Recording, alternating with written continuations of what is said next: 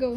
Ito po ang ating Air Baggy Premier Coco Break Jogger Stroller. Good for newborn. Fully reclined po siya. Up to 30 to 35 kg. Proven po namin po ito for big kids. Okay, already wash and ready to use na po ito. Ayan. Heavy duty.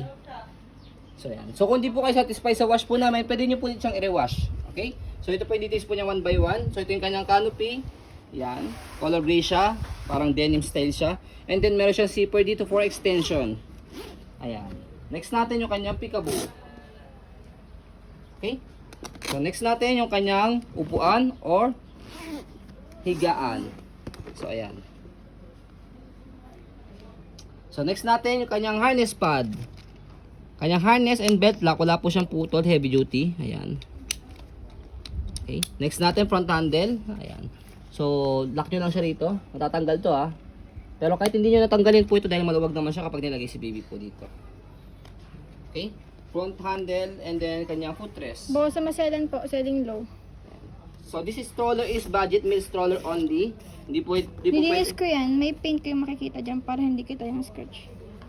Okay, budget meal stroller. Okay, go sa side. Body frame niya. And then yung kanyang gulong. So meron siya ritong cup, basket o holder pagka lagay ang tumbler kapag nagja-jogging po. Stopper, ayan. Stand kapag i-fold po siya, and then yung kanyang basket.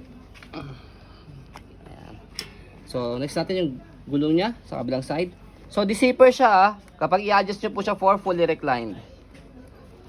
Ayan. Okay, so ito yung kanyang body frame. So selling this as low, okay? Medyo Kaya- slight lang dito ang fade. Budget meal lang siya.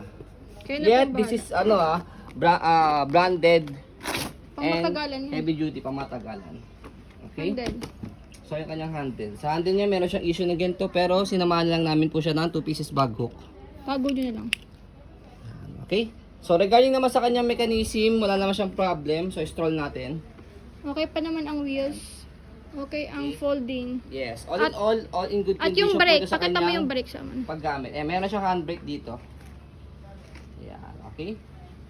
Wala nang problema sa mechanism nito. Okay? So sa canopy niya, by the way dito, meron siyang lock ito. Sa kabila wala, pero fitted naman siya. Ito. Yan. Fitted naman siya. Fitted siya, hindi siya natatanggal. Ayan.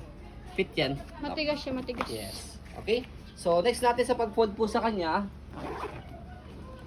So fold lang natin yung kanyang canopy. Okay? And then stopper and then stand. Okay? Handle, press nyo po itong both side and then ayan.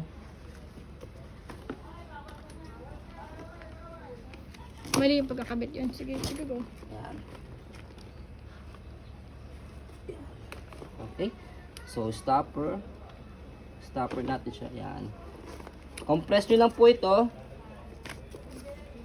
Ikot nyo lang siya dyan and then compress. Ayan. And stand alone po ito.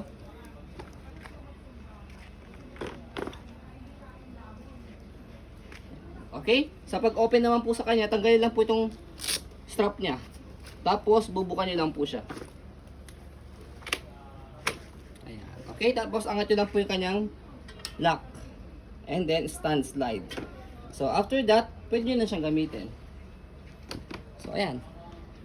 So ayan po, as you can see, very details po kami sa po pag video kasi ang aming shop policy. No refund, no exchange, what you see is what you get. So ayan po, maraming salamat. Have a nice day and God bless po.